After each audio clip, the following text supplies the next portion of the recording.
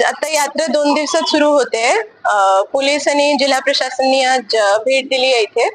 सगळं व्यवस्थित आहे. खूप सारी दुकान आता लावत आहेत लोक. 700 जवळपास घोडे ऑलरेडी आले इथे. सुरक्षाची दृष्टीने आणि लोकांची सोयीची दृष्टीने आम्ही रस्त्याचा सीसीटीव्ही, हॉस्पिटलचा जे अरेंजमेंट आहे, तर उद्या परत एक आरटीओ आपल्या रस्त्याची पाहणी परत होतील. जेवणाची सोय सगळी बघितली, लाइटिंग वगैरे बघितली, गावामध्ये एक चक्कर मारला, मंदिरामध्ये एक चक्कर मारला. सगळं व्यवस्थित आहे. थोडे अजून अरेंजमेंट आहे जे अजून 2 दिवसात होतील. यात्रेत मिनिमम किती कॅमेरे राहतील? आता 32 कॅमेऱ्याचं प्लॅनिंग केलंय, पण आज 32 कॅमेरे लावणार आणि जर गरज पडली तर ते वाढवणार कॅमेरे. संख्येने या ठिकाणी पर्यटक येत असतात, तर त्यांच्यासाठी सुरक्षेचे काय परिणाम केलेले आहेत? जवळपास 400 पोलीस यांचा बंदोबस्त आहे. सोबत त्यांच्यासाठी अँब्युलन्स, 3 अँब्युलन्स ज्या एरियामध्ये कॅम्प आहे, फेअर आहे, तिथे ठेवली आहे. जवळ PHC वर अँब्युलन्स आहे, हॉस्पिटलमध्ये अँब्युलन्स आहे. जेवणाची दृष्टीने जे आपले लायसन्स लोक असतात, फक्त त्यांना जेवणाचे स्टॉल लावण्याची परमिशन आहे. आणि जे जेवण हाताळतात त्यांचा पण मेडिकल टेस्टिंग होते आणि पाण्याची टेस्टिंग सोबत होते.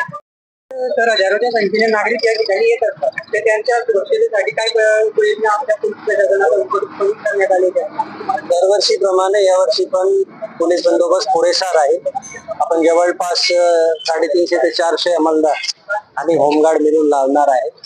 त्याचबरोबर ऑर्गनायझरनी CCTV कॅमेऱ्याची नियोजन केलेली आहे आणि त्यासाठी एक कंट्रोल रूम पण आपण ठेवलेली आहे.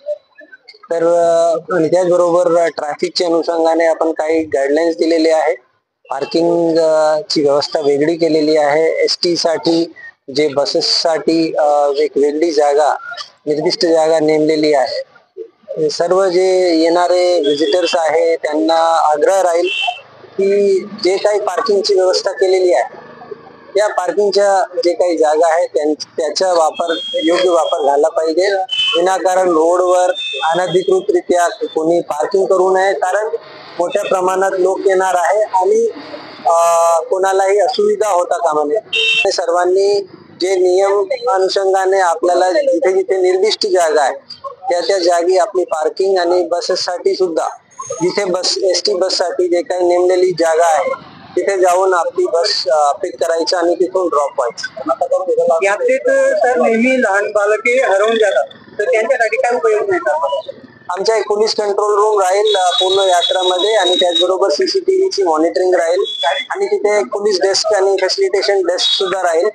कोणालाही काही अडचण असल्यास तिथे येऊन ते तक्रार करू शकतात किंवा कोणी काही प्रकारचा हरवलेला सामान किंवा एखादा मुलं हरवलेले असेल आणि कोणाचे तुझ्या नागरिकचे निदर्शनास आले असेल तर ते तिथे त्यांना ड्रॉप करू शकतात. बाकी इतर ज्यांना काही तक्रार असेल ते सुद्धा तिथे कंट्रोल रूम मध्ये येऊन आपली तक्रार नमूद करू शकतात. यात्रेत तर नेहमी मोबाईल, पर्स वगैरे चोरीची घटना होत असते, तर यासाठी आपण नागरिकांना काय मेसेज देणार? नागरिकांना एकच आवाहन आहे की आपली जे काही व्हॅल्युएबल वस्तू आहे त्यांच्याबद्दल लक्ष ठेवावी आणि काही असे अनुचित घडल्यास तत्काळ पोलिसांना संपर्क करावा, जेणेकरून लवकरात लवकर त्या घटनेला तपास करता येईल आणि कारवाई करता येईल.